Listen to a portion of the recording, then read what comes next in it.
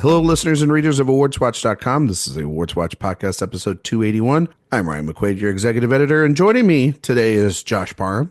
Hello, hello. Just me and Josh this week. One of those old classic episodes where it's just me and Josh, and everybody else is gallivanting around doing all these other things. But we're here to talk about the goods. We're here to talk about Death of a Unicorn.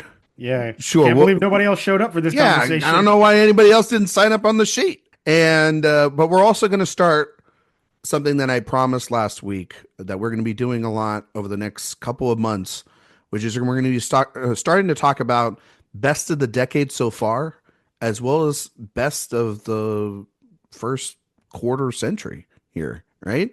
And so the last 25 years. And we're going to start with the genre today, which ties to Death of a Unicorn, which is comedies. So we're going to talk about the best comedies the last 5 years and 25 years. I'm really excited, Josh, to tackle that. I mean, are you in the mood to laugh today, Josh? It's tough on some days, but that's why it's very necessary to do so. Josh is going for the more dark comedy effect today. Maybe a meta commentary inside that comedy. Yes, we will talk about that stuff shortly. But Josh, we don't really ever talk about trailers on this podcast. It's very rare. Special trailers, I think, by special filmmakers have to come out. And this week, we did have a very big special trailer that released, what was it, Tuesday? Monday or Tuesday? I think it was Tuesday. It was Tuesday. And that was the first look at One Battle After Another, the latest film from director Paul Thomas Anderson, starring Leonardo DiCaprio.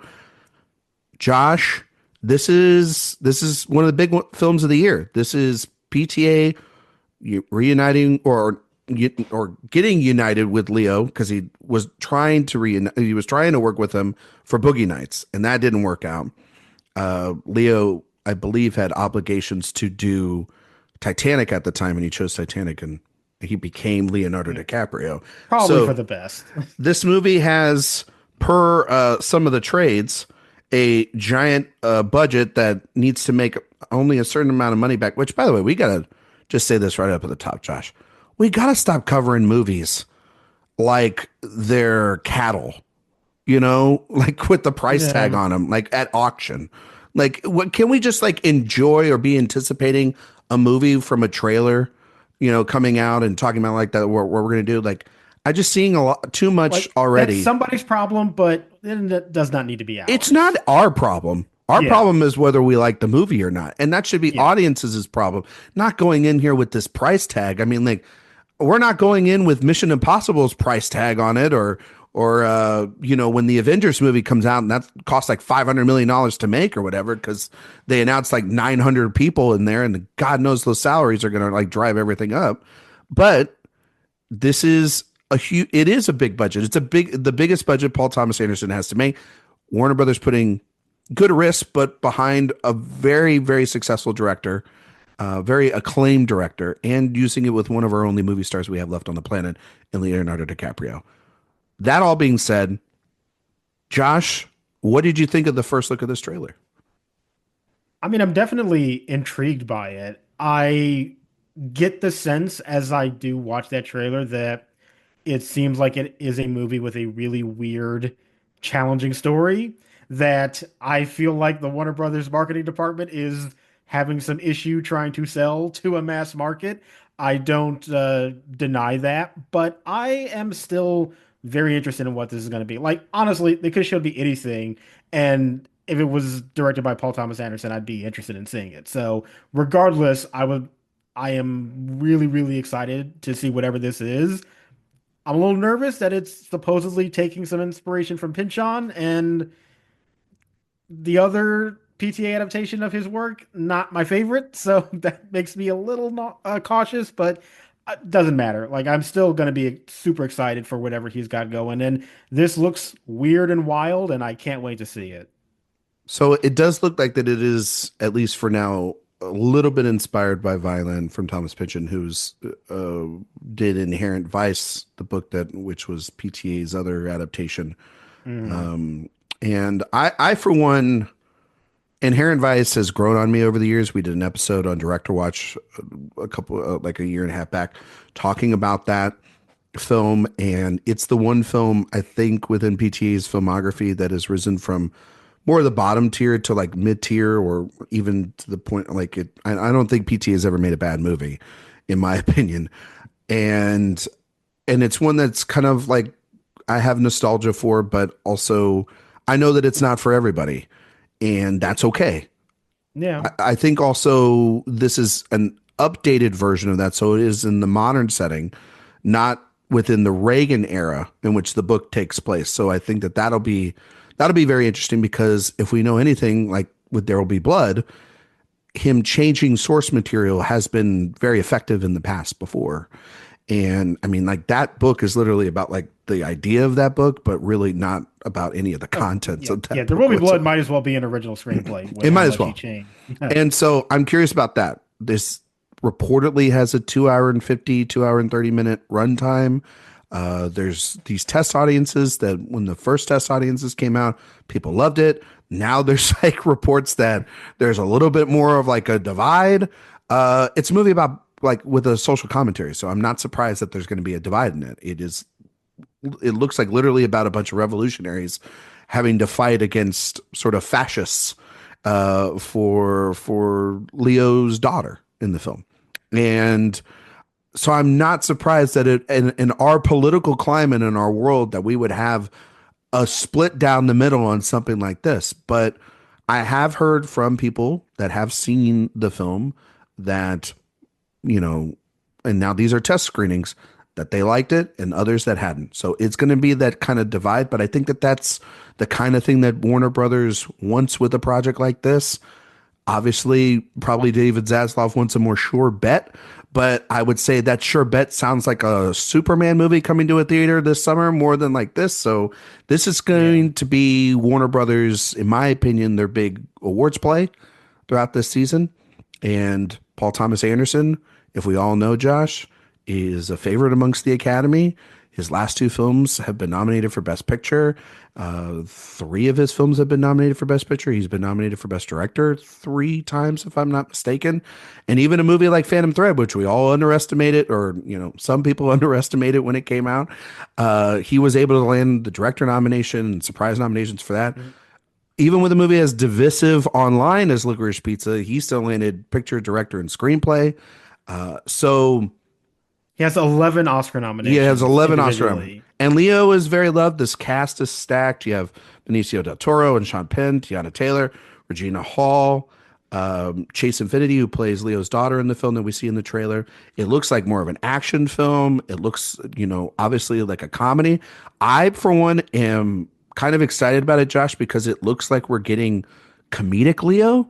I think comedic Leo, when we've seen him in like movies like Once Upon a Time in Hollywood and even The Wolf of Wall Street, and he's playing sort of a bumbling idiot. He is really phenomenal at Oh that. yeah, for sure. Now, I know some people will go like, well, the last time Leo sort of made a, modern political film, it was Don't Look Up. I don't expect Paul Thomas Anderson to have the same sort of Yeah. on the nose sensibilities as an Adam McKay. Yeah, that's an Adam McKay problem.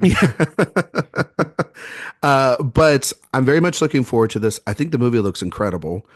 Because PTA, of course, shoots it, and Johnny Greenwood's score. If that is Johnny Greenwood's score, Josh, by Yeah. the way, can we start the campaign to finally get that man an Oscar? Because like Hmm. it's been a long time in the making, and so I would love nothing more than this to be a hit. I would love nothing more for this to be a big movie. I kind of feel like because now that they've moved it out of August, it looks like potentially a Venice premiere would be on the table for it.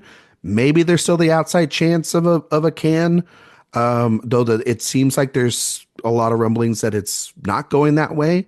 So it remains to be seen, or it might just be a straight to the theater play and they skip the festivals. PTA has been known to do Yeah. that as well too. So Maybe, but it feels like Venice is probably where it's going to go, especially since Warner Brothers has taken their kind of Oscar players to Venice previously. So that, yeah, if I had to guess, I think that's where it'll probably show up. or they're non-Oscar players like Beetlejuice, Beetlejuice. You know what I Yeah, mean? yeah. So, you know Well, what I that mean? like opened the fest, No, I know, I know, I know. yeah. I'm kidding, But it just but shows you that they have like a track record with that festival yeah, in there. they did have Joker 2 there last year. Yep. I'm not saying that those were their players because clearly Dune was, Well, I mean, but on paper, yeah, but you're absolutely right. Like it was first like, movie nominated for 11 Oscars. So and why wouldn't you assume it won the Golden Lion, right? it did win the Golden Yeah. Lion? I'm sorry to have to remind you of that. You know what I Yeah. mean? But it is something that happened. We will have more as this starts coming out. Josh and I, along with I think pretty much everybody on the team, is I would say everybody, but pretty much everybody is looking forward to it, at least intrigued. It's a big movie. You know, Yeah. it's Leo and PTA on the big screen, so that makes it one of the most anticipated films left in the year. Josh, transitioning now, Death of a Unicorn wasn't the big film at the box office this weekend. That was what was it? A Working Man? A working man, yes. Yeah. The Jason Statham, David Ayer, almost quasi propaganda film, it felt like. It was number one at the box office, and then Snow White, all the controversy going around with that thing, was number two. Death of a Unicorn is somewhere in the top 10. Did not do particularly well, I would say. I think is it starting and limited and expanding, or is it just like did they I just think dump it it's out there? pretty wide, from what I could tell. Okay. Well, this movie was premiered at South by Southwest. I was able to see it a couple weeks ago, with a crowd, and the whole cast was there. Typical South by dump. Movie that's going to premiere and then it will be in theaters a couple weeks later. I'll save my thoughts here for a second, Josh, but I'm curious to hear what you thought about a very strange movie in Death of a Unicorn from A24.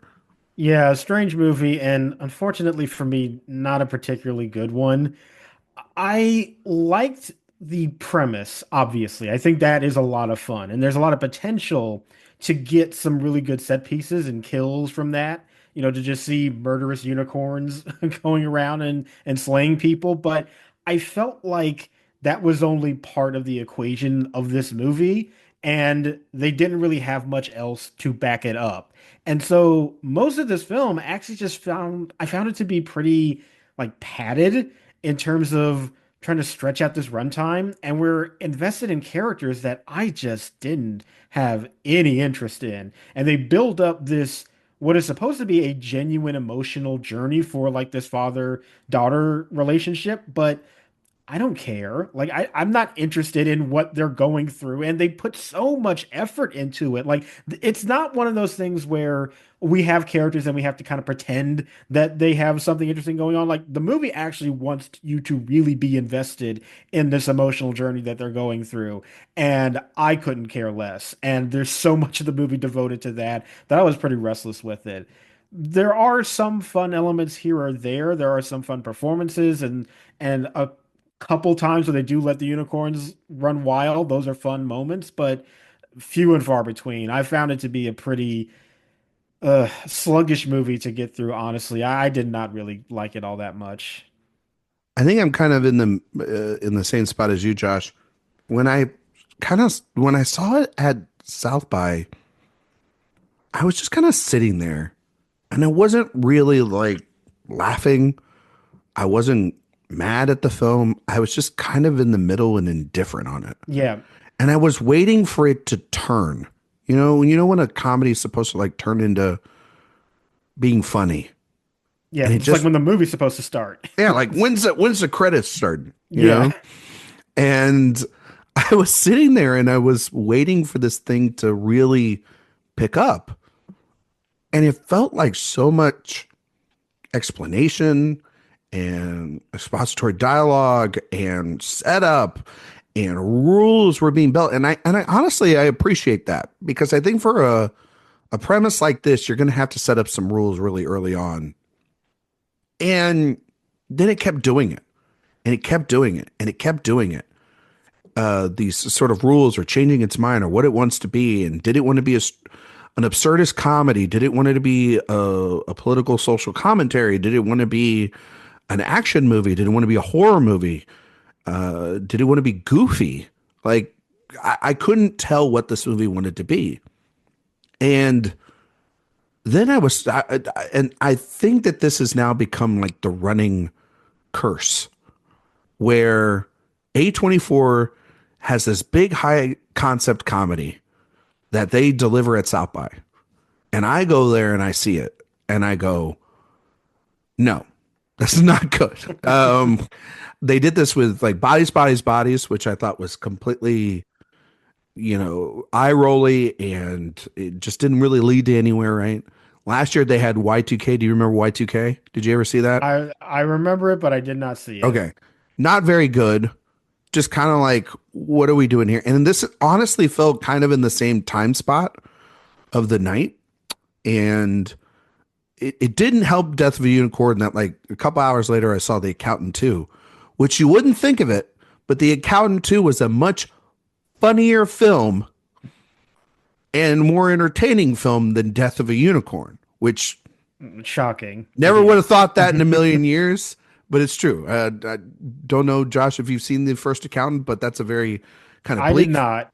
That's kind of a bleak film at times, that movie. Not really a lot of comedy there. This one is more like it's going to be like a John Barenthal, Ben Affleck two-hander. And I heard it's like a buddy comedy almost. Yeah. It very much is that. I mean, Josh, if you're I will say this for all the John Barenthal enthusiasts out there, I would highly recommend The Accountant 2 just for the 2.5, 3-minute scene of him walking around on a cell phone without anything but underwear on. Duly noted. All right. There you go. Josh just bought his tickets Yep. for opening weekend, and I could hear everybody else out there. So I've done my duty. Yes. Anyway, Death of a Unicorn. I think that this cast is completely uneven. I think that there are good performances. I think Poulter's kind of having fun here. I think He provided him and Anthony Kerrigan were the two that provided the most consistent laughs for me. I think so. I would throw in Tay Leone, who I think just that character was like, as you said, like all over the place. I couldn't really get a sense of like exactly the tone that they were going for, but I did like what she was doing. I just felt like it was sort of a mess of a character that I couldn't really get a handle on. It was just nice to see her on screen too, and that she has good comic timing, and her stuff with Poulter towards the end of the film. I think the Richard E. Grant character is pretty horribly written, and he's not very good in it. I think the whole movie hinges upon you buying Ortega and Rudd's their chemistry as father and daughter, the relationship that's sort of built. That doesn't work. The CGI in this movie is terrible. It's comical. I think that's I try to give a little bit of a pass just because of like the budget of the movie, probably, but yeah, the effects don't look great. They're not that convincing. But like, there's sort of a way you could, I don't know, lean into it, but they don't, and they make it look super serious. They make these creatures feel super serious, and there's not like a playful element to any of this, and it just kind of feels like a Jurassic Park movie at times, like the Lost World Jurassic Park, which is not a good movie.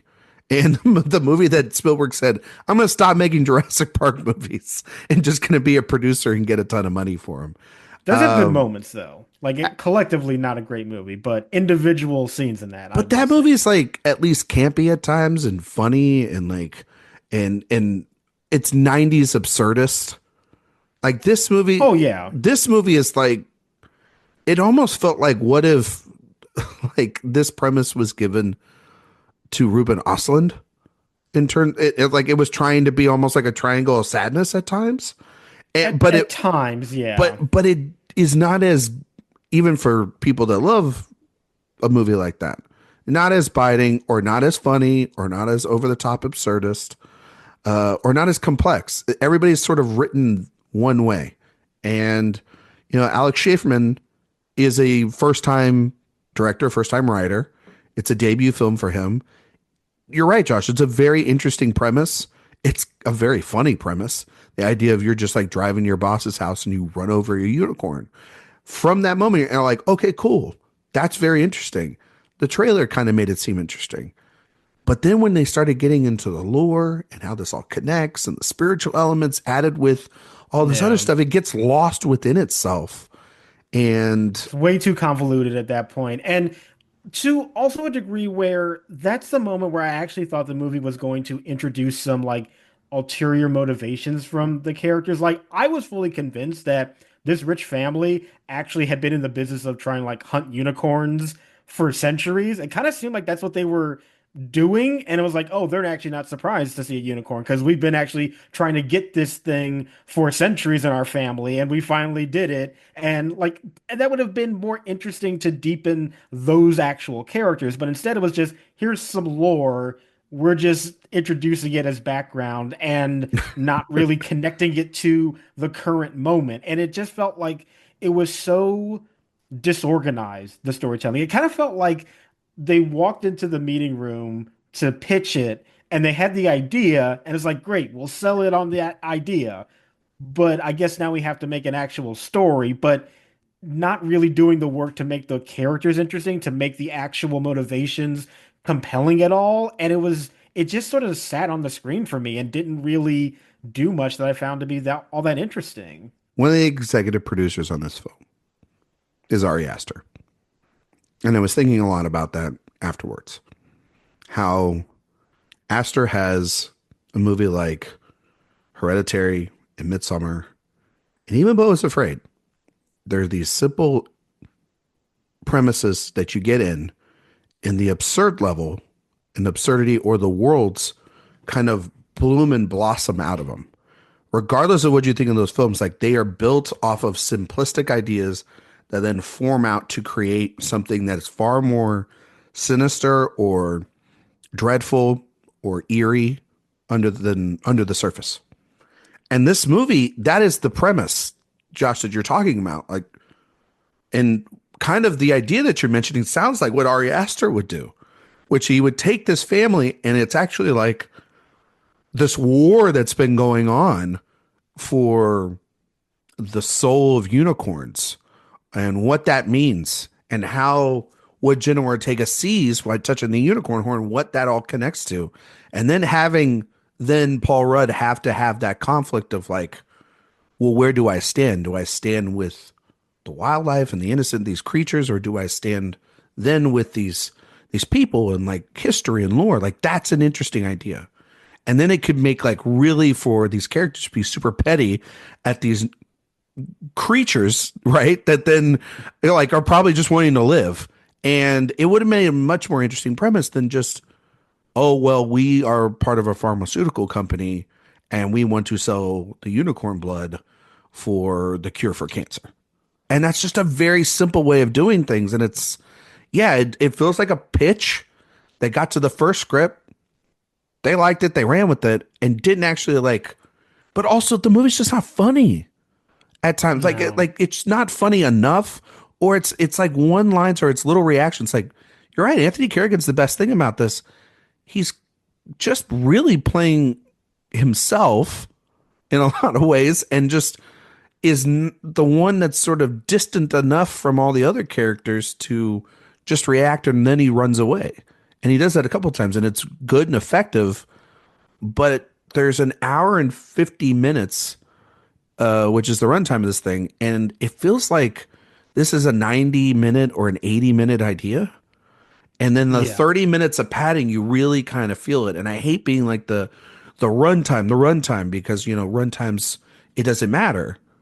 But there's so much explanation that there has to be payoffs for it. And then like by the end, like everything just becomes like the final shots of this movie are the dumbest thing I think I've seen outside of a couple of other films that I've seen this year. It's really just like, you kind of just put your head on your shoulder and, you know, like put your hand on your head and just said to yourself, my God, like what did I just go through? And what is the end game? what's the point of all that by the end? Like, what is the movie trying to say? And that's the thing too. If it wants to be a commentary, what's the point? That the rich are bad? We already know that. Yeah. You know, like that's not new. And if you're gonna have simple commentary, then like give me unicorns just tearing people up left and right. And like we get that, but not to the degree that I think we should for a movie that you're basically selling on that idea. Yeah. Can unicorns talk in lore? I don't recall, No? Okay. at So I was least just kind of wondering if like you could have gotten really like wild with that even. You know what I mean? Like, oh my God, they're now talking. You know what I mean? Or something uh, like just throw some twists in there that are fun and campy and cool. I mean, I actually did at first like the idea of the unicorns being black. I liked that because it almost felt like, there's the legend of unicorns, but then this is how they actually are. But of course, at the end of the movie, they kind of go back on that, and which was disappointing because like that was like one of the cooler ideas you had in the movie, and then you changed it for some reason. Like I don't know, it's so frustrating. It's a very frustrating film.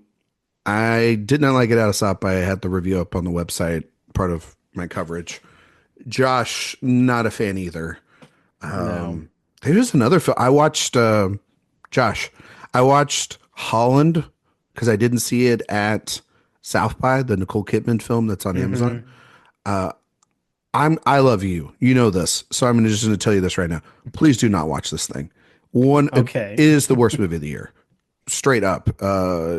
Nicole Kidman, you got to change some of don't say yes to every script because be selective. More baby girls, less Hollands, please. It is one of the most atrocious things I've seen. I Maybe didn't hear great things about it. no. It's probably of the decade so far. It's one of the worst things I've seen this decade so far. Well, when I saw Love Hurts, I thought there wouldn't be much that would be worse than that movie. So Haven't. Oh, is that the? the Kiki Kwan, Yeah, Ariana DeBose movie, that one was like a nightmare to sit I through. totally skipped that, and I think I made the right choice. I think Yeah, you're going you to make the did. right choice in skipping this. Just not some. Go see Black Bag again. Just go do that, Yes. folks. Go do Oh, that. so good. It's the best Go, movie of the year so far. easily the best movie of the year. I don't think that there's anything close to it No, at this point. really not. No. Just go see that like 100 times. Get that movie back up. Yes. Josh, let's talk about some comedies we love. Let's talk about the best comedies of the decade so far. We're halfway through the decade. Part of this, part of this decade, we were in a pandemic, so we probably needed some films that made us laugh, and so that Yeah. probably will help us out when we talk about the broader 25 years and some of the classics that we sort of love or modern classics that we love the most. But for yourself, Josh, I want to kick this off to you and ask you, what has actually been your favorite comedy of the decade so far? Do you have one that stood out, or is it a couple? I think I do have one, and I almost feel like apologizing for how recent this is because it was just last year. But I really do feel like when I think about the comedies that I've seen in the last couple of years, this one really does stick out to me. And yeah, even though it just came out last year, and that's Hundreds of Beavers. Yeah. I am being 100% serious when I say I think it is a cinematic masterpiece.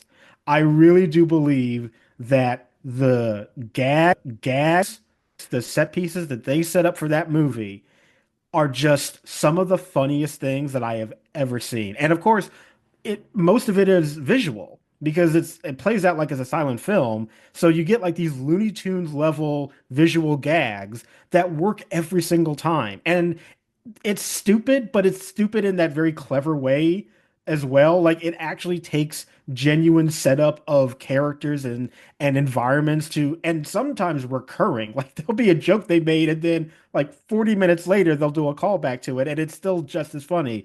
That movie takes so much creativity to pull off and I really do feel like every time I watch it, I am just discovering genius at work. I really do believe that. And I honestly do think that of the things that I have seen the last couple of years, it is the one that really stands out as like maybe the funniest movie I've ever seen.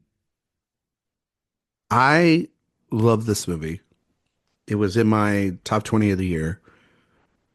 Maybe some of the hardest laughs from like the start of the movie. Yep. And then it just kind of like it gets in its own rhythm. And the payoffs of these things, of this movie is incredible. And also when last year when we were talking about budgets and we were talking about The Brutalist, and we were talking about Honora, and we were talking about all these other movies and like how much they were. This movie is like made for like pennies on the dollar, Oh yeah. and the special effects, like Josh, I think the best visual effects last year was Hundreds of Beavers. Like what they were able to do, if you saw the behind the scenes of like how they did it for like a couple of $1,000, like it was Oh certainly yeah. it was insane, and the level of it was better than like Marvel movies, you know. So, The editing to that movie oh also yeah, and what's funny is like that was my personal editing winner, which was also edited by the movie's director. So it is strange twist of fate of how the Oscars also played out. But again, like the best comedic timing I've like ever seen in a movie, where every single cut is necessary to get the most impact of that humor. totally agree. Um, Man, best comedy I've seen probably of the decade so far is probably Bottoms. I That was think a good movie. I I didn't love it remember. as much as other people, but it was very good. I think that I've thought a lot about Bottoms since it came. I think it's super absurdist, almost even like Mel Brooks s level at times of comedy. I think Rachel Sennett and Iowa Debris are incredible in this film. I think that their chemistry is incredible. I think Io in particular, they're just when she's walking in the parking lot and talking about like how their lives are going to play out, and they get and it transitions into the car, and she's still talking about like how she would be married in sort of like a closeted relationship and everything. I it's so funny. It's a lot of also too like the thing I love about comedies where the what is being said is also hilarious, but if you watch behind a lot of the like behind the scene going on, you see a lot of different gags going on. Emma Segelman, who did Shiva Baby, which is also a really good film as well too. A Hmm. movie that I wasn't a big fan of at first, but then kind of really got behind on the second go round. I think that it was like such a big moment, and for me, like I saw it at South by, and I was laughing so hard I was unable to hear half the dialogue. I went back and I saw it again when the studio gave me an opportunity to watch it again, and it was just even funnier than I remember it. It's also got one of the great comedic surprises of the decade so far, and Marshawn Lynch, Yeah. former NFL player, who he's incredible as their teacher, uh, who's like their English teacher, I think, which I think is so. Yeah. who becomes like the teacher to sign on for Their Fight Club. their fight club, which is a really funny idea, and one of those two where I read it on the page and I thought this is the stupidest thing I've ever heard of, and then it's so well executed and has great heart to it, as well as I mean the final like fight at the end on the football field with the pineapple juice and all this all the gags going on there, even to the end credit where the kid saying he was going to blow up the school and he blows up the tree on accident. Just really beyond stupid, funny, absurdist comedy that I can remember. And most of the time, Josh, I want to say this is that we see a lot of these absurdist comedies done by men and male directors, and to see a female director and written by two women, almost all female casts at times, and it it shows the progression I think of some of the comedies that we'll talk about later, where it's like we're now seeing different ways of doing this with more of a unique and interesting sensibility.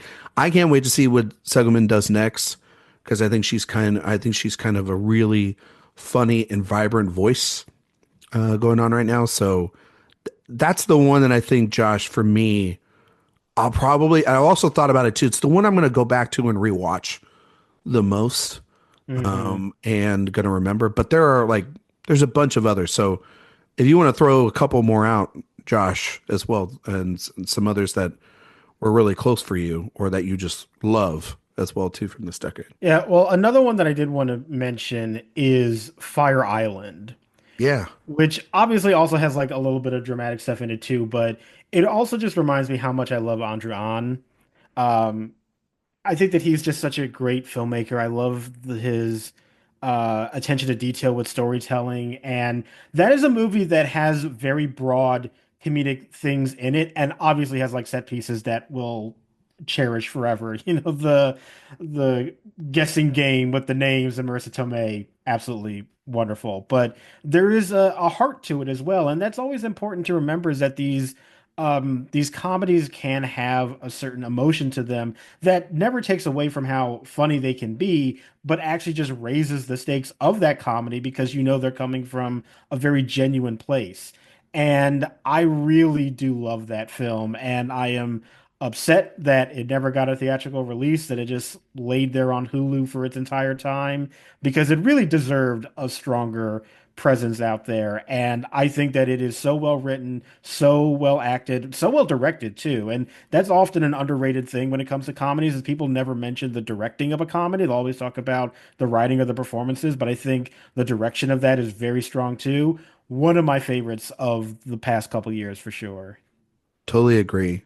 I love that film. Really bummed that that didn't get a theatrical release as well.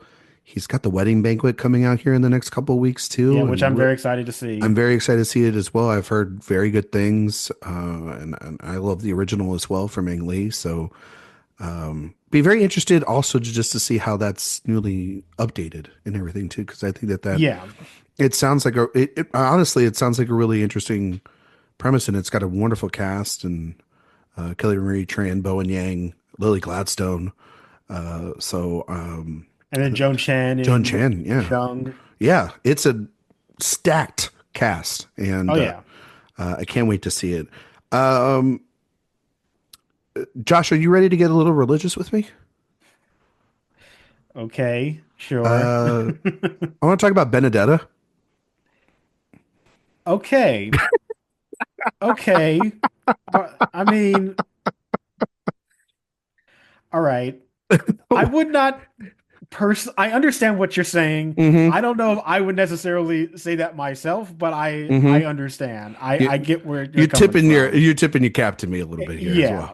well. I think Benedetta is a comedy, and because when I was watching it, it's just got those Verhoeven sensibilities to it that make it so. But then I just think of, I mean, there are just some moments in that movie that are the flashback or flash sequences or the in realm sequences with Jesus are some of the funniest reactions I've seen. I think the movie, as it is building up to its climax, becomes more and more absurd.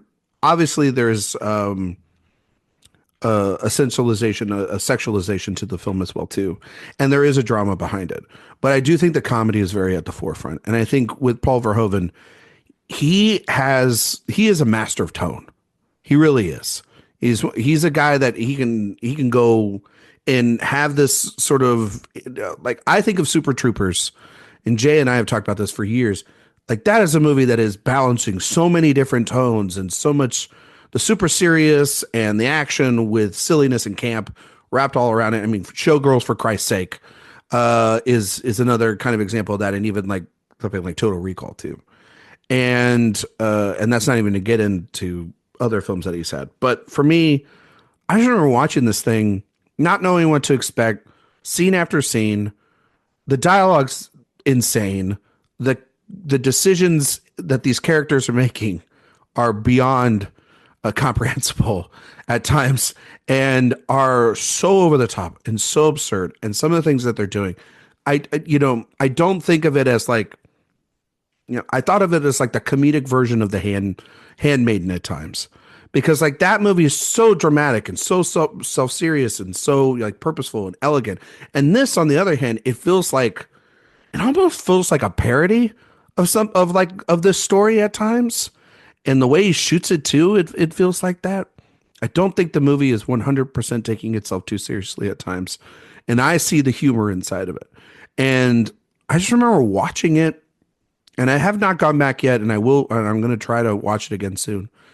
But I just remember laughing my ass off, Josh, watching this movie. And it's still one of the funniest movies I saw over the last 5 years. And I know that at Cannes and in New York, when it premiered, people were just kind of rolling in the seats. You know what I mean? And you know, I know that not everybody thinks that about this movie, but I think for the people like myself out there, we know. And I think like Dan and Sophia, I think that they had similar reactions in their screening, and they were wild. So from what I've heard, I mean, that's I watched it at home by myself because they didn't even put it at the theater here, Josh, which is crazy. So I had to. So it's just the kind of, I guess, the power of this movie then, of it being as ridiculous as it becomes, especially by the final moments of the film and the courtyard. I was like, what are we doing? Like, this is like Keystone Cop level of silliness. And so, which, I mean, that's always there with Verhoeven. Yeah. Again, I don't know if I would call it a comedy myself, but I get it. I respect where you're coming from. Yeah. Another film you want to mention? I think the other one that I would just mention in terms of recent is Hitman, which is another one from last year. I just remember seeing that movie at Venice in 2023, which that was the premiere of it. Mm-hmm. And truly, like, watching that movie with the audience was so satisfying. I mean, the note sap scene that everybody talks about, like, just, you were talking about just people losing their minds. That's what it felt like. And it really also just seemed like it was the way that Glenn Powell just moves his arm. He's like, go bigger, go bigger. Yeah. Oh my God. It's so good. Yes. I mean, the chemistry that they both have also just amazing. Like, it's hot chemistry. So good. You really feel like you are watching Glenn Powell be a movie star right in front of you. It's so funny, but also like genuine heart to it. You actually care about the characters at the center of that. And yeah, that was another really, really fun experience that I also wish had more of an opportunity to be in theaters. Me too. I mean, obviously Netflix got it. I saw it with an audience at TIFF like a couple of months after you had saw it. And I had the same sort of reaction. Like, everybody went crazy for it. That's why I was so surprised that it didn't like win an audience award at TIFF, because it was so positive.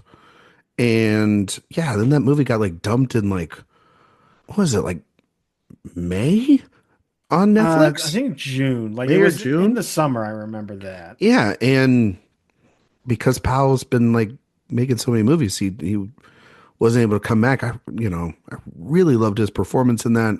It's one of Linklater's best films that he's had in a while too.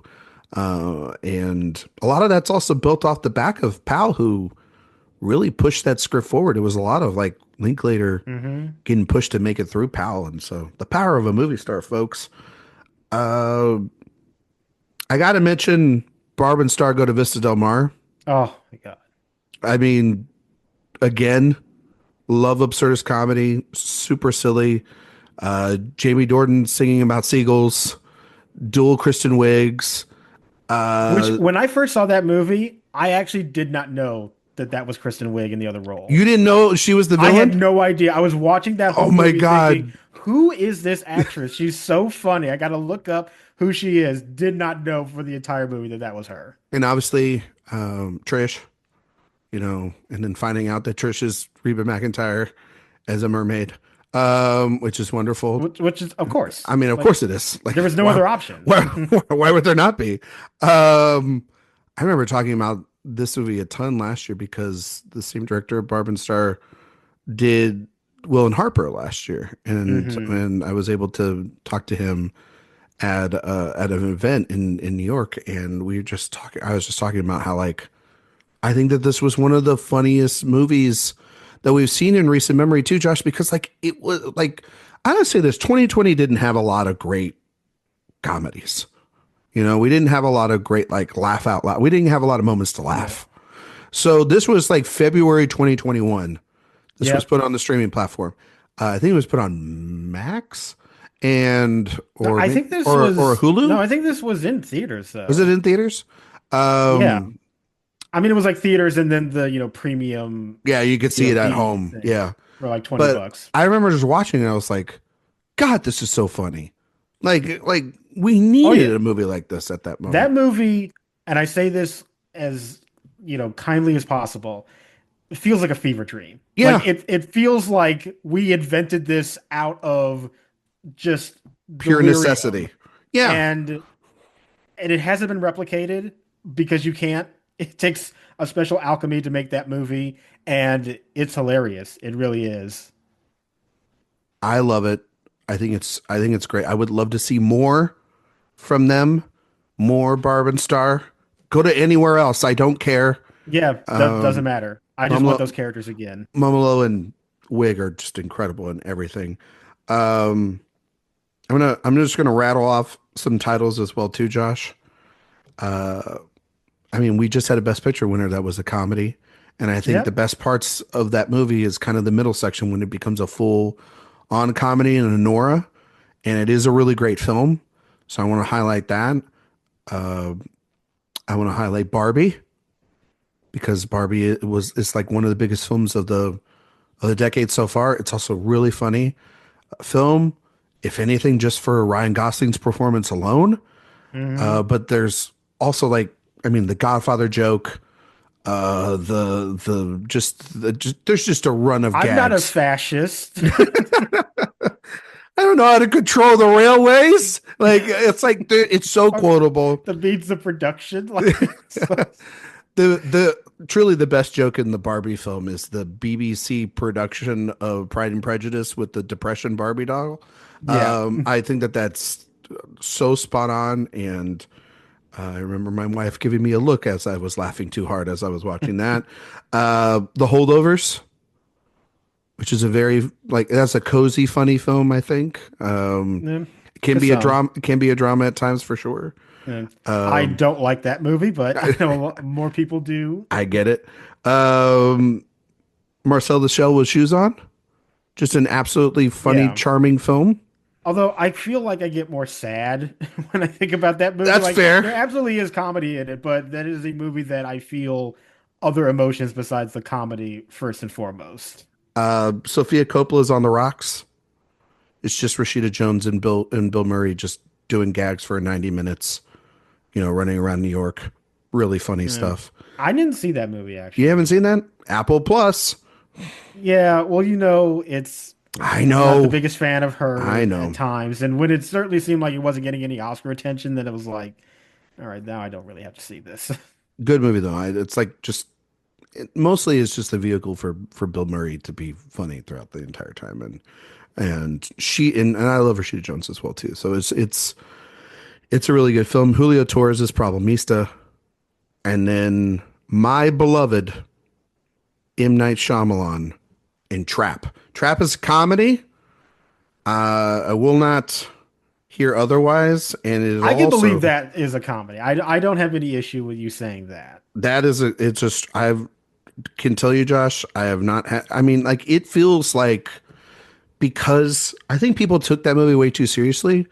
It is a comedy in the same way that The Happening is a comedy, only this is done and executed in a better way than The Happening, if that makes sense. Like The Happening is a mess, and this movie is like, oh, a coherent script with the same kind of absurdist tone. Because that's what this movie is. It's like extremely Yeah. absurdist. That like I think it is more self-aware of its absurdity than The yes. Happening is, which Yes. I think The Happening is maybe his worst movie. I mean, like when she's like, "Help! I'm in this bathroom.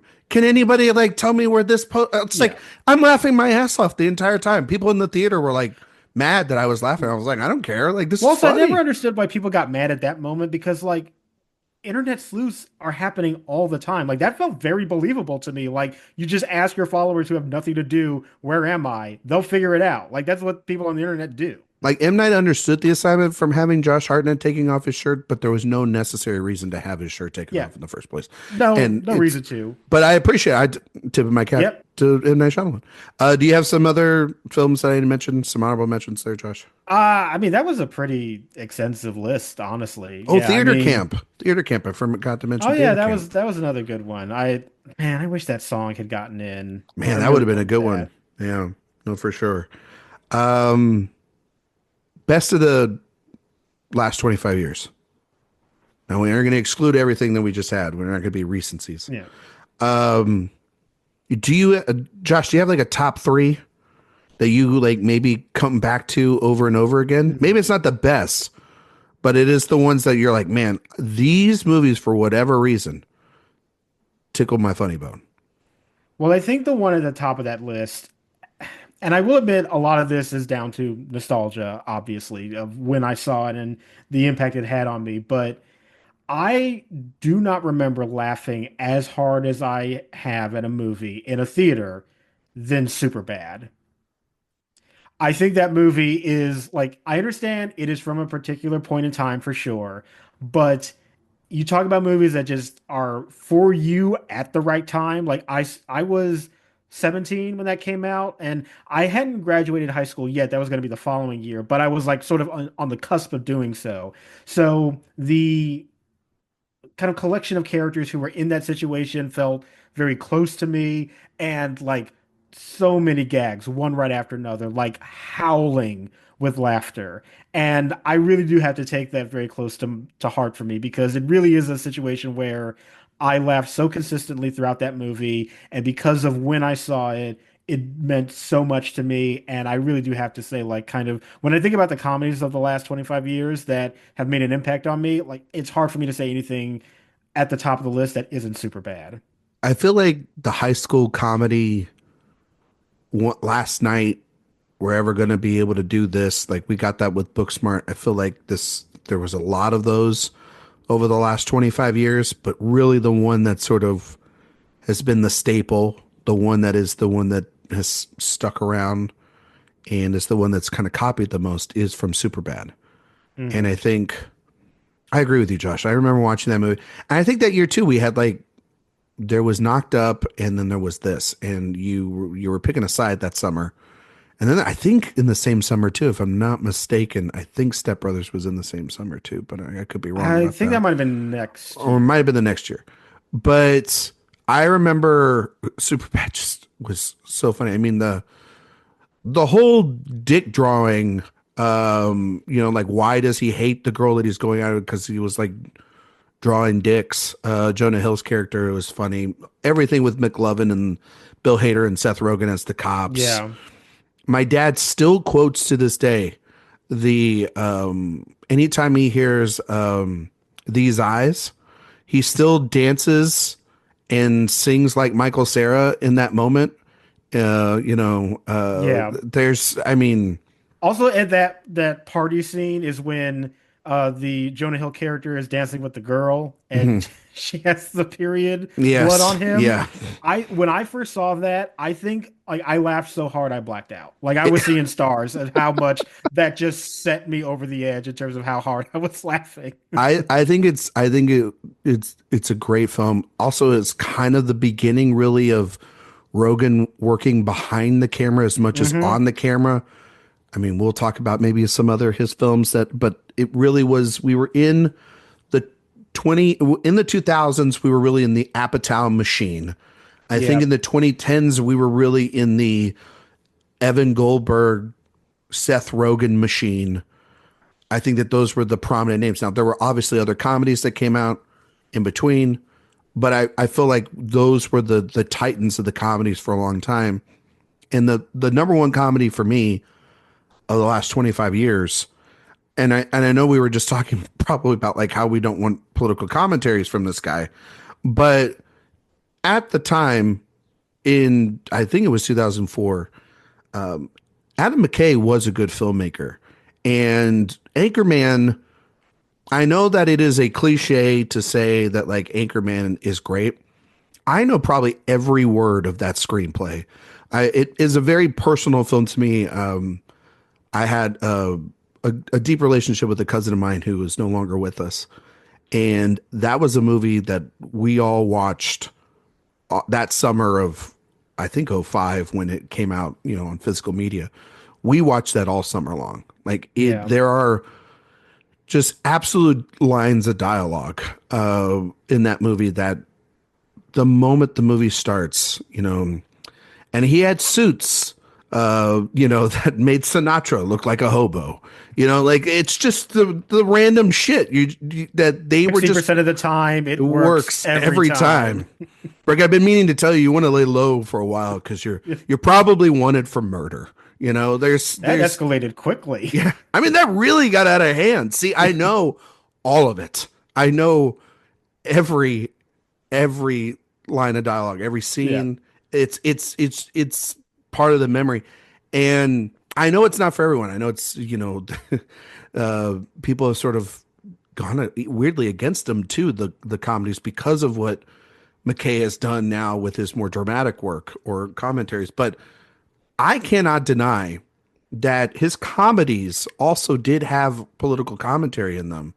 And this is very much about women in the workplace and the evolving newsroom, the evolving world that we Yeah. had in there.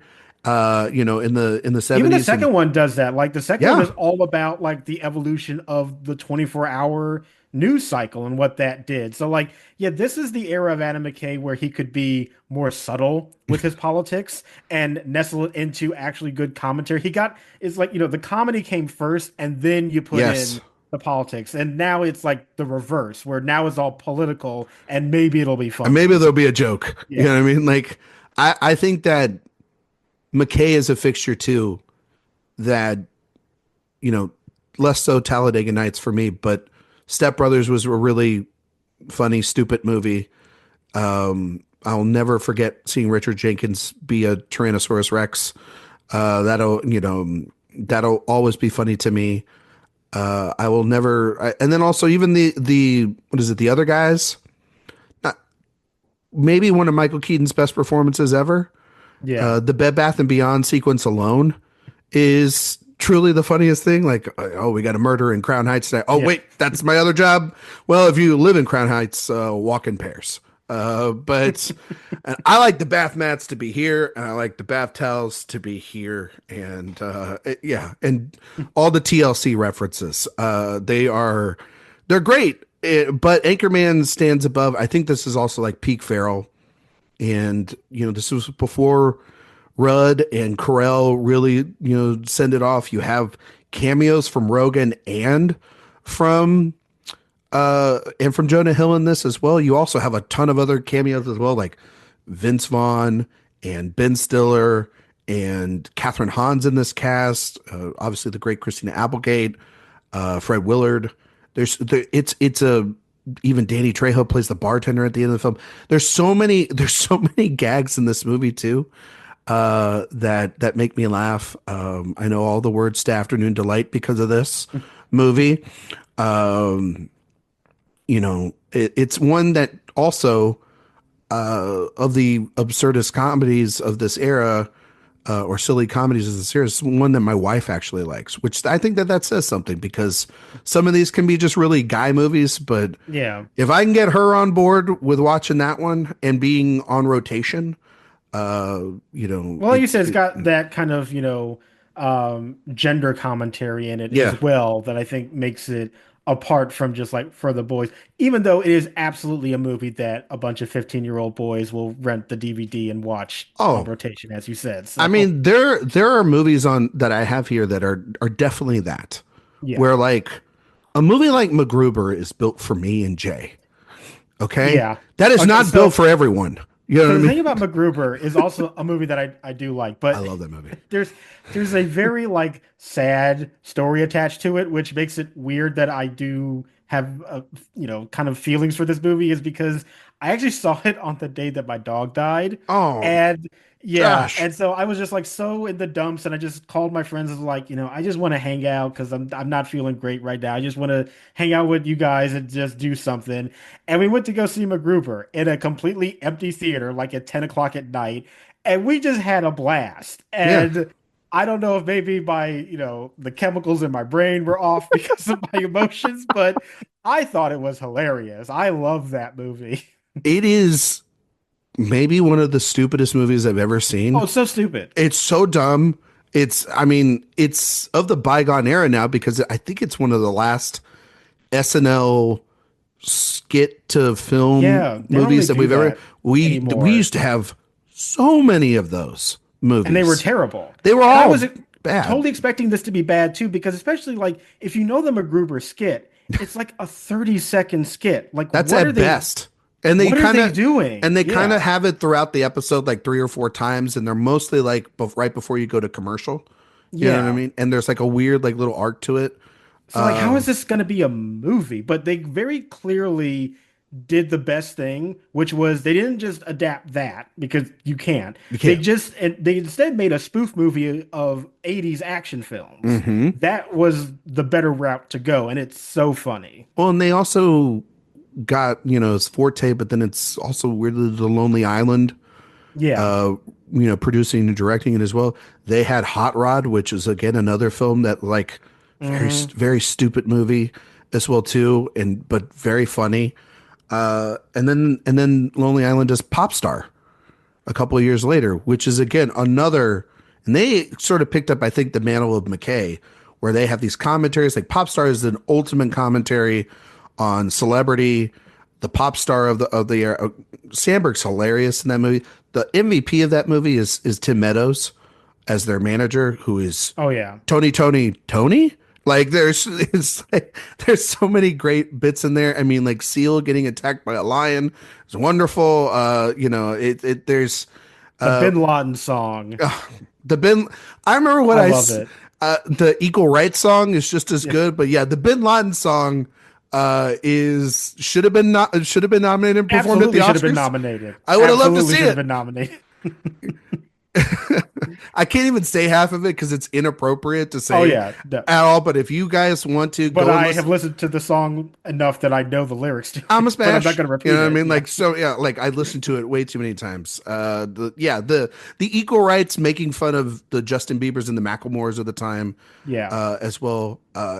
Just truly funny. But yeah, like that and MacGruber, I go back and forth with those. Yeah, Josh, I have a soft spot for MacGruber for I, sure. Another one that I was thinking of, just also like in terms of the kind of collective of filmmakers throughout the last 25 years, is I think you obviously have to think of Edgar Wright yeah. because this is when he came about and his collaborations with Simon Pegg and Nick Frost and Hmm. those movies, the Cornetto trilogy, that most people recognize. And for me in that grouping, Hot Fuzz is actually my favorite. I know everybody thinks it's No, Josh, Shaun of the Dead, and you're I think right. Shaun of the Dead is good too, but You're right. Hot Fuzz is another one where it's so stupid, but it's also so clever and how stupid it is. Like, Sergeant and Angle. Yeah. I love how everything in that movie makes sense. Like the motivations of the villains, they're silly, but they make complete sense within that universe, and it takes it deadly serious how they are approaching it. And I think the commitment to tone is just miraculous in that film. And the way that it can, sort of spoof these other action movies, but also be its own thing with, again, its very serious dedication to these very silly ideas is what makes it even better. Like the commitment to the bit is what makes the movie even funnier. And that's another one where there are so many set pieces that I just think are so fantastic. One of the earliest places we saw Olivia Colman too, Hmm. proving that she was always going to be funny. I absolutely love that film. To me, it is my favorite Edgar Wright movie. It is my favorite Edgar Wright movie. I want to ask you, just like I was telling this to Jay recently offline before we did an episode of Direct Watch. Is Edgar Wright like good, or like did I grow beyond Edgar Wright? Like I think like that was like it's good to hate him now by a lot of people, I think, because of Last Night in Soho and some of his other recent releases. And I'm not particularly like looking forward to The Running Man outside of it being Glenn Powell. But I remember, and I wasn't like The World's End's a good movie, and Shaun of the Dead is a very funny film. But I I remember like Scott Pilgrim as well. Scott I thought that Pilgrim was good. was good. But I remember Hot Fuzz being like the movie where I was like, okay, of all of this is the funniest one. And you're right, it makes total sense. And also just like maybe because I'm lesser of a horror fan or a sci-fi fan at times than an action movie guy. Them spoofing the action movie, specifically American action movies, Yeah. was really the thing that got me in there. And it's a clever spoof on those movies. And then the action is in, I will never forget. It's truly one of the most absurd things I've ever seen in a comedy when the sort of, I guess, ghost face killer pushes that thing off top of the church, and it lands on the guy, and he's kind of walking around Yeah. with his head decapitated. One of the scariest things I've ever seen, and disturbing things. Like, felt like it was almost out of like a Hellraiser movie than it was out of a comedy. But that's like, why it actually works, because of that juxtaposition. Yeah. I mean, the swans, the Romeo and Juliet bit, like all of this stuff, like is very quote. That's the other thing too. A lot of the stuff that I end up liking, I quote it all the time. Like I quote little certain lines from certain films. They just they're a part of your vernacular once you've seen them enough. And the swear jar thing, and it's the serious moment where like it's when the movie gets serious for a second and he has to put money in the swear jar. She was fucking murdered. Like that. I say that one all the time, like just as a joke to scare my wife when it's really quiet in the house. And yeah, it's a really funny movie. I haven't seen it in a while. Maybe I'm going to put it on. It's also part of '07, which '07 is a near and dear year for my heart, as you know, Josh.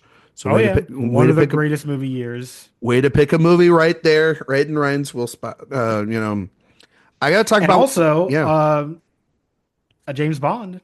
Have to mention that too. Yeah, Timothy Dalton's hilarious in this movie. Yes. And also, Timothy Dalton is an underrated James Bond, and without Timothy Dalton, you don't get Daniel Craig. Daniel Craig, yeah. Yeah, and so people show some. His movies are good too. Both of his movies are great. Yeah, I wish he had done a third. I wish he had done more than that. Like I wish he had stayed on as long as he could. Well, that was that. We don't. Yeah, we don't need to go down that route. That's a whole other podcast. Which will come at some point. Yes, I have to talk about maybe one of the great spoofs of the last 25 years, and really made me want nothing more to ask James Mangold than why did you make a complete unknown after Walk Hard came out? Because Walk Hard, basically there shouldn't be any more musical biopics. Because, or at the very least, watch that movie before you make your musical. So then you know what not to do. Yes. The great thing about A Complete Unknown last year was seeing everybody tweet and put on their Instagram stories and reels the moment when John C. Reilly becomes a parody of Bob Dylan. Well, maybe Bob Dylan's being a little bit of Dewey Cox. You ever think of that? And it's making fun of I'm Not There. It's making fun of all these other movies. The movie is essentially making fun of Walk the Line, which was James Mangold's. Yeah, it's sort of doing both Walk the Line and Ray. Those are the specific things that it's going after, because my favorite joke in Walk Hard is when they reference the breaking the sink from Walk the Line, and there's one moment where he walks into a bathroom and there's just a line of sink that he has to destroy one right after another. Like, it's so specific, but it's very funny to me. I mean, again, a movie I quote all the time. And you didn't pay for drugs, not once. And get out of here, Dewey. You don't want none of this, But there is one joke, and it's really stupid, and it'll tell you. And Josh will be like, "Of course, that's the joke you love the most." But it's towards the end of the film, and Dewey goes into the room where Tim Meadows is doing like I don't know. I think they're doing like boner pills or something or whatever. You know what I mean? Because they're older now. And he goes, I can't do that anymore. And he walks out and he goes, and you see this band, like they're singing in the corner. And he goes, "Oh, the Temptations." And it's literally the Temptations. Yeah. And I think I've never been able to get over how fucking funny that joke is. The the wrong The wrong kid son died, died. Yeah, the wrong kid died. which is Again, almost verbatim dialogue from Walk the I Line. think Austin Butler stole his performance from Elvis from Jack White Yeah. playing it. I think the all the guys playing the Beatles are The hysterical. Beatles is so funny. It is absolutely because it really also gets to like another issue with those movies, which is these excursions with other famous people, and they're only here because you recognize that other famous You person. mean like Hal Holbrook playing like or Boyd Holbrook playing Johnny Cash for like 5 seconds in A Complete Okay, yeah, Unknown? but that I I mean, liked that was though. good, but I like liked that. you're never gonna see that movie though. You know what I mean? No, I think more so like there is also an Elvis character in Walk the Line that shows up for Mhm. like 2 seconds, Yep. and the only reason is to be like, hey, you know that this is Elvis Presley, You right? know It's like the only thing that he's there their for. paths crossed. I don't know if you guys Yeah, know that. They had music out at the same time. Like I don't know if you yeah. know that. Um yeah, and then like the scene where he's doing pet sounds. And this is way before the Paul Dano movie came out. Yeah, So like they like laid the groundwork for like beating up on that for movie. future Yeah, like musician biopics. the playing catch with all the kids because you see in these movies that like they abandon their families and you you could take my house but you leave me my monkey. Or how he's It's like playing the 14-year-old version of himself. Yeah, yeah, oh it's my like a god. full adult. Yeah, yeah, exactly. And he's like, because that's what like Joaquin did in Walk the Exactly. That's Line, where he's like what playing all a these movies 15-year-old, did. and you're like, no, that's a 45-year-old man up there. Like, what are we doing? But it's so Yes. great. I mean, it's also a movie that I feel like it's no wonder why it failed because the audience for it is very niche. It is extremely, It's very inside baseball. That's why like what was it? The Weird Al Yankovic movie is like a spawn of this. yeah. And but also people wonder why like the the parody movie is dead.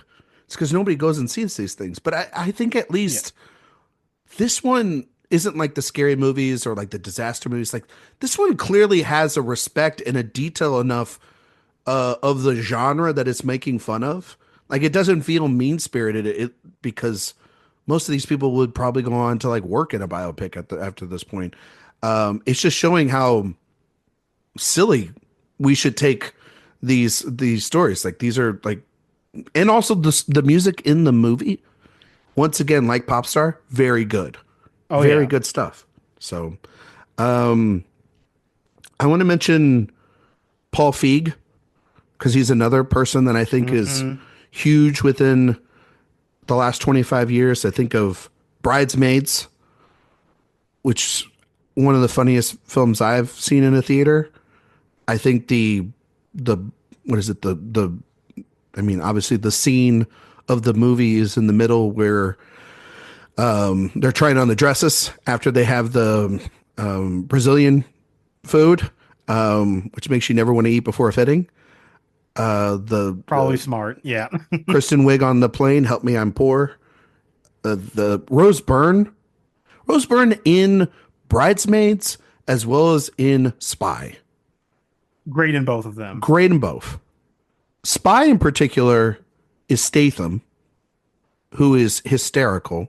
But Bridesmaids, the breakout is Melissa McCarthy, who after this would go on and get an Emmy, and Mike and Molly would have an on and off successful comedic career because for every Spy or The Heat or any film she basically worked with Paul Feig or the Mary Huller film that she got Oscar nominated for, she made a ton of movies with her husband that were some of Yeah. the worst movies you'll ever see, but it made a ton of money for a Yeah, while. no, when she works with her husband, that's when she makes just abominations. Like there Yeah. should be federal legislation to prevent them from working together professionally. Like like okay, you can see each other at home, just not on the Yes. set, Yeah, you no, know? you can't. No, this is a felony if you make a movie together. But Bridesmaids felt like Josh the closest we got to like also a movie that was going to get got a couple Oscar nominations and was honestly if we had a lineup of 10, maybe would have got in there. Feels like a movie that should have been like in the lineup. Like if we, like it feels like a movie purposeful for the expansion, right? Of Best Picture. But then, Feig has been, he had A Simple Favor and he's got the second one coming out, but he's been a staple within comedy the last 15, 20 years as well, too. And so I had to give Bridesmaids, which I truly think is a very funny film. And I love Spy too. I love Spy. I actually just rewatched Spy not too long ago, and man, I forgot how funny Jason Statham is in that film. Like he is. When you give the man material, he is a great actor. Like Yeah, he's got the goods. When he says that he had to like pretend to be Barack Obama, and she goes, I think that's blackface. I think that's inappropriate. Like, where I lost this arm and I had to sew this arm back on with my other arm, yeah, the face-off machine bit, like all of it, yeah. hilarious. Like there's not a bad moment in that movie. I always quote Bobby Cannavale in that movie. When he has a moment right when he says like the world's gonna blow up, and he goes, "If you haven't seen Phantom yet," So I always say that. And my wife's like, "Why do you always say that?" I'm like, "I don't know. It's just the delivery of a line. Sometimes it just, with all is ending. Well, you better see Phantom before the world explodes." Are there any others, Josh? I feel like there's a ton. Oh man, yeah. Like there's so many. There are so many throughout the past couple of years, and it's like, and then it's also like, what direction do you want to take? Do you want to take for something that's like is more serious, or maybe something that's more just from your childhood that maybe it's not the best? Like, okay, I'm not saying that this is a good movie, but it is one that I remembered watching so often, and it's so weird to say that because I was like 12. But there's a movie, God, it's called 40 Days and 40 Nights. I don't even know if you've heard of this movie. I know, with Josh Hartnett, right? Yes, it's a Josh Hartnett movie. It's like where he has to give up sex for Lent. For Lent, yes. Yeah. It's very timely, Josh. Movie. It's very timely. We're in Lent right now. We're in Lent right now. And I just remember this movie played so often on cable. It was one of those things that you just turned on the TV and it would be showing. And this was like peak my crush on Josh Hartnett at this time too. So it really did leave an impression on me. But it is like one of those like mid 2000s comedies that I just remembered watching so much on cable. And because of that, it has always stayed with me. Like I said, probably not the best movie ever made, but just in terms of ones that are important to me, that is always one that sticks out because of how frequently it played on television. I feel the same way about two other films. I feel the same way about Meet the Parents, which was on television all the time. I know that like American Pie was 99, but American Pie 2 was on television a lot. The other film that was on TV a lot, I saw in the theater. It was so good, Josh. I saw it again the next night with my cousins because my dad and I went and saw it. And then I was like, it's so good. I would go see it again. Mean Girls, which great movie, which is still funny to this day. Rachel McAdams, Amanda Seyfried, Lindsay Lohan, the script by Tina Fey, no notes. It is aged impeccably. That's the crazy thing, because usually face television stuff hasn't particularly aged well. That movie has aged incredibly well, and given that it had its musical reboot, it's still the superior film, and so many quotable lines from that thing as well too, and one of the best comedies. I think when we did one of our retrospectives for the 2004, I think we gave it like screenplay, and I want to say McAdams won supporting actress. We did. If I'm not mistaken. Yeah, I think we gave it both of those, and I totally agree with that, because it's. I think it's also a universal comedy where so many people can agree that it's great. That they love it, and that's very rare too. When you have everybody here, I think like Bring It On's another example too of another film from that era where I remember it being on all the time, and oh my God, that movie was hysterical as well too. But Mean Girls. I wanted to kind of bring up some maybe more auteur ones. Um, the Grand Budapest Hotel, Wes Anderson, such a big Well, there's presence. multiple Wes Anderson movies you There's, could name throughout the last 25 years. I think that one for me is the funniest.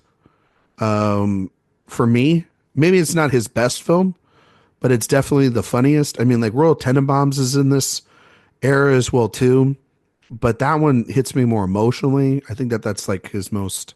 Yeah. I think that in Asteroid City might be it's like his most serious and most emotionally enduring.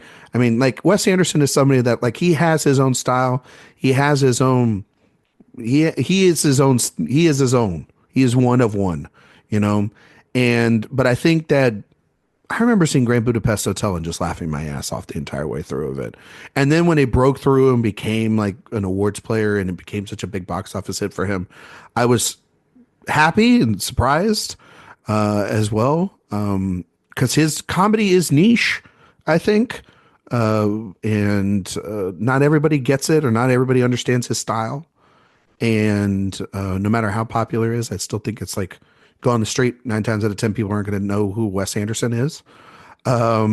But that movie in particular, I just remember because of Ray Fiennes and just Hilarious performance. who is just incredible in that movie. Yeah. So, Yeah. Speaking of auteur mhm. driven comedies, A Serious Man, Yes.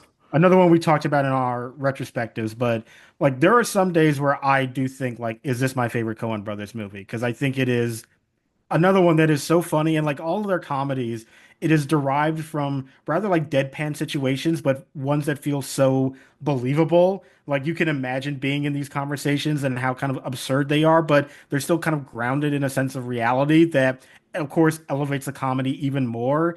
And it's also just another movie that has a wonderful dissection of a community and their dynamics with each other. And even if you are not personally a part of that community, it still feels so well realized that every one of the jokes lands. Like every one of the interactions with the rabbis, I love them. It's such a wonderfully clever movie that's funny but also insightful at the same time, which is no shock because it's the Coen brothers. And that's another one where I top to bottom just absolutely adore that film. No, I totally agree. I actually had Burn After Reading on my I like list. that one too. I thought about A Serious Man. Even at times like, well, I don't think it's a comedy. Like there are moments within even inside Llewyn Davis, but I just think the Coen brothers in general, like they have these sad saps that you can't help but fall in love with. But like Burn After Reading is just like a band of idiots. And for that movie to come out as the follow up to No Country for Old Men, I just remember it being like this total whiplash, which is what they're known for. Oh yeah, it And felt very similar to how people kind of felt with The Big Lebowski because that yeah, was after Fargo, and everybody yeah, was like, "Oh, the Fargo, their big Oscar success. What are they going to do next?" And they're just, like, that's the thing with the Coens. It's like they don't think about that. They're just like, no, we just want to make the next thing that's appealing to us. We don't care that it's like not a big Oscar thing anymore, and that's what makes them great. And yeah, Burn After Reading. What I also love about that film is I love its commentary about basically being all of the very important things in our lives, so much of them are controlled by people who have no idea what they're doing. yeah. It's just a bunch of clueless idiots at the wheel that are just basically making it up as they go along and have such important decisions that happen throughout other people's lives. And I love that that ripple effect that they show. I also I remember seeing Hail Caesar. Not saying that I would put that on this list. But did see it as a double feature with a film that I will put on this list, Josh. I saw Hail Caesar and I was like, oh, that was good. And then the second film I watched was The Nice Guys. Yeah, I knew it was the nice guys. Yeah. And The Nice Guys rules. Yeah. And I mean, very rewatchable film for me. Gosling, before Barbie, there was The Nice Guys. And even before that, there's Mhm. Lars and the Real Girl, to be fair. Because that movie is built off the back of a very different kind of comedy Yeah.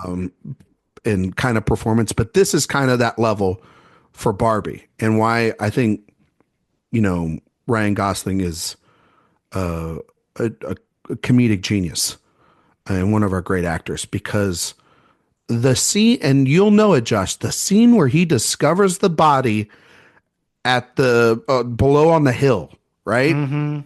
is maybe one of the funniest things I've ever laughed at in a movie theater, because it felt like Abbott and Costello, Yep. and it felt like he was channeling an energy that hadn't been around in a long time. And they're just like, I mean, Shane Black's are like, listen, I know Shane Black is not for everyone either. Trust me, like that man, that goes back, and like there are some people that hate his movies and some people that love his movies, even specifically this movie, to be fair. But there are just the way Gosling and Crow, who I think is very good in the film too, they have a great chemistry. It's perfect casting. And there's just like the way they do one-liners with one another, it perfect. You know what I mean? And so, highly recommend The Nice Guys, the movie I watch. Like anytime that's on TV or on HBO, I'll put that thing on and watch maybe like 20, 30 minutes, Josh. You know what I mean? Josh, any other films, other trends that you've seen in the last 25 years you want to kind of talk about? Like, are there, I mean, they don't necessarily have to be like good films. I feel like there's a ton of films that we haven't, I mean, there's going to be a ton of films that we haven't mentioned. But were there anything that when you were looking at, you're like, that was a trend, I didn't particularly care for it, but that was within the last 25 years? Well, I do think just in general, it's sort of interesting how comedies now really have moved away from like being driven by actors that and then had moved towards just like general situations. Like I think about earlier, you mentioned Meet the Parents, like that is built on De Niro and Stiller, or something Yeah. like Bruce Almighty, which, comedy that would never make that kind of money now, but it's built on Jim Carrey. Like it's built on the idea of seeing these actors in these situations, Yeah, because and then Vince, later on, because like it was like Vince Vaughn, and it was the Wilson brothers, and it yeah, was Carey and Farrell and Stiller, and then Rogan and Carell, like in 40-Year-Old Virgin, and then Rudd. It was a lot of male. That's sad trend. White yeah. men that were sort of the trend. Well, especially the mid 2000s, Yeah, it was really like that. But then I feel like after that, in like the 2010s, we start moving away, as like most things do. We move away from the movie star, and it just becomes like the actual situations themselves. And I found that to be kind of an interesting trend to notice. Like you can still get good movies, but once again, like even our comedies are reflective of the dying movie star as we get further and further away from that era. yeah, because even someone like Rogan, who was huge in the late 2000s and early 2010s, like a movie like Long Shot, which is a really funny, more of a rom-com approach to his structure, right? People started noticing his structure. And like a movie like Neighbors isn't built off of the back of them as movie stars, it's built off of the concept, Yeah. right? Like This Is the End, which I would say is, outside of Superbad, the best Goldberg Rogan vehicle that Hmm. we've had, right?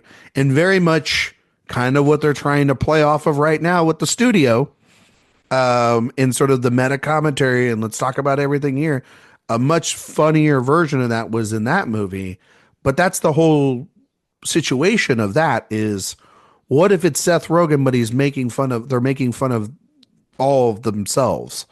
And that movie's lead really isn't Rogan, it's actually Jay Baruchel, in Yeah. a lot of ways. And it's the group of them and tons of cameos and things of that nature. And I agree with you. I mean, like, I think the sort of defining people moving forward are filmmakers, and really like the people I've thought are the new, like, forward thinking people is Lord and Miller. I think that because we saw what they did with the Jump Street films, which were the first one, complete surprise, absolutely hilarious. Then what they did with the Lego movie, which is, I mean, at times when you watch a Lego movie, it's much more of like an adult comedy than it is a kids movie.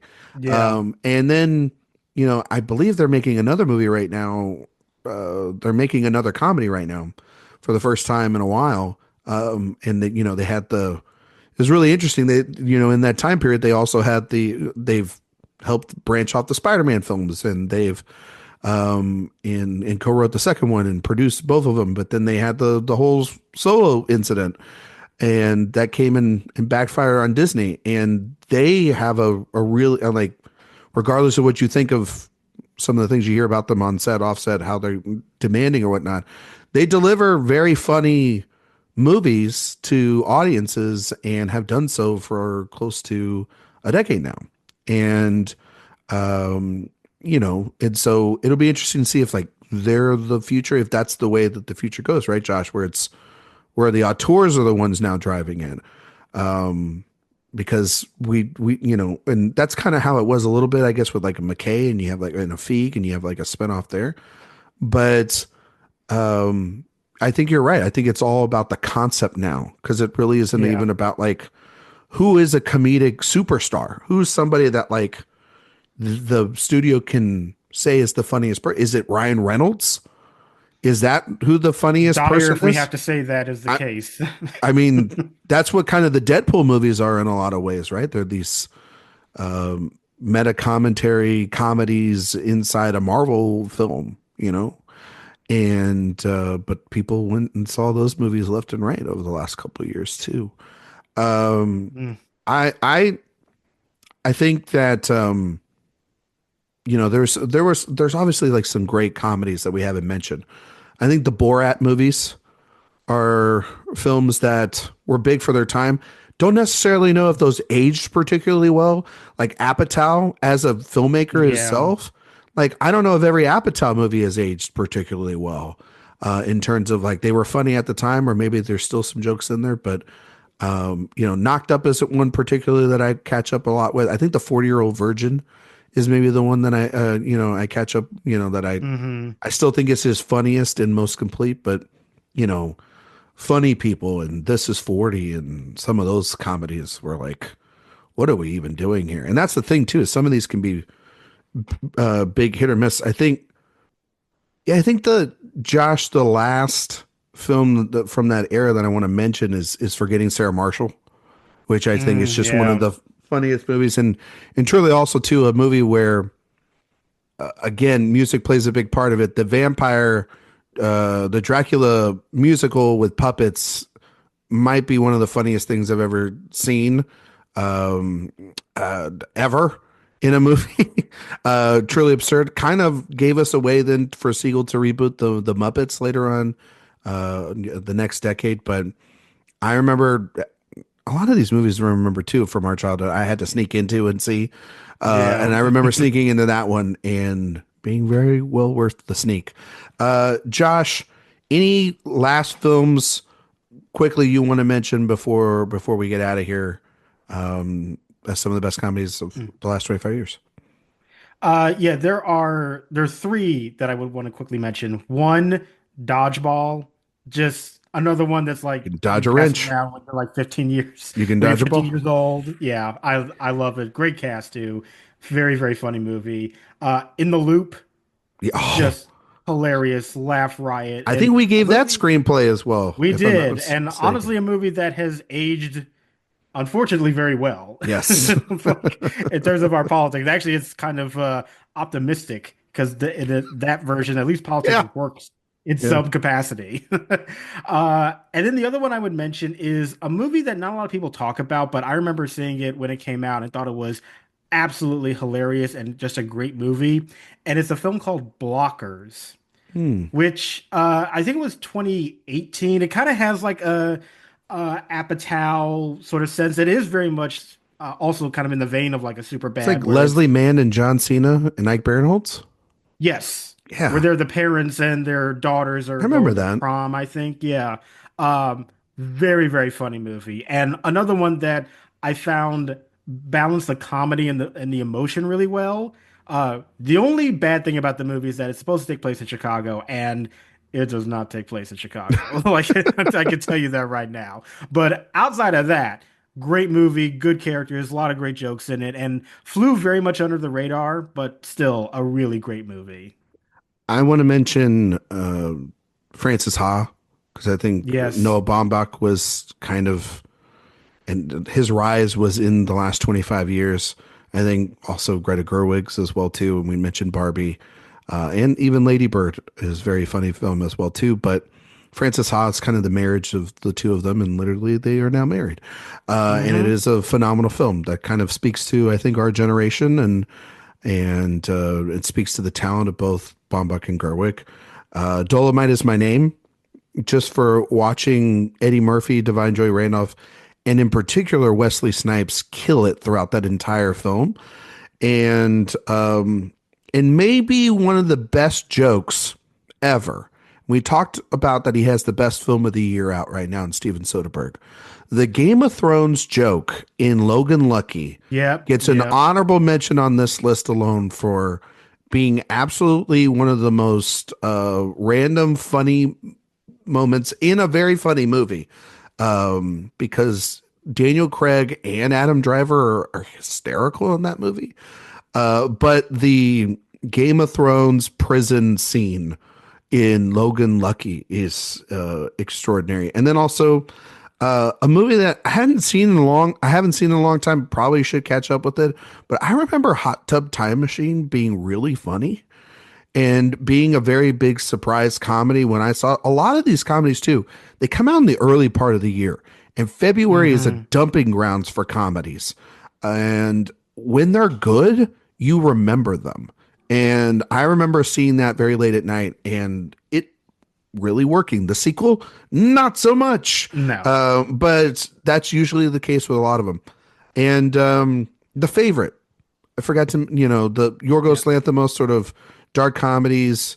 I know that, people would pick The Lobster. I think The Favorite is probably his funniest film. And it was before, it kind of got like, all right, Yorgos, we get it, with, with a lot of this style. So, well, that's going to do it for our best comedies of the last 25 years, best comedies of the decade so far, and this episode. Josh, can you tell everybody where they can find you and all your work on the internet? You can find me on Twitter, Blue Sky, and Letterboxd at JR Parham, and you can also find all my work at Next Best Picture and Awards Watch. You can find me on Twitter, Instagram, Letterbox at Ryan McQuade 77. If you like podcasts, we have the Director Watch podcast that releases on Thursdays this week. Speaking of comedies, we are releasing the episode for The Heartbreak Kid, which is one of the great comedies of all time, not the remake, which has come out in the last 25 years, which sucks. Hmm. And you can find all that later this week. iTunes, Spotify, 5-star reviews. We greatly appreciate it. While you're on the website, please sign up for the newsletter. It's the best place to get all of our news, reviews, interviews, and all in one place. Next week, we will be back. We will be doing another Oscar retrospective episode over the films of 2015. The staff voted. We're going to do that one. And we're going to kind of save some of the bigger years that are coming up here for later in the year. But 2015 is the year of Spotlight, the year of The Revenant, Josh's favorite movie of Oh the last yeah. 25 years. Can't wait to It, talk about that. it should be a lot of fun. Looks like it's going to be a packed house again. Should be interesting to see where we align on on that film year. It's 10 years already from that year, which is crazy, Josh. But thank you all so much for listening, and we'll see you all next time.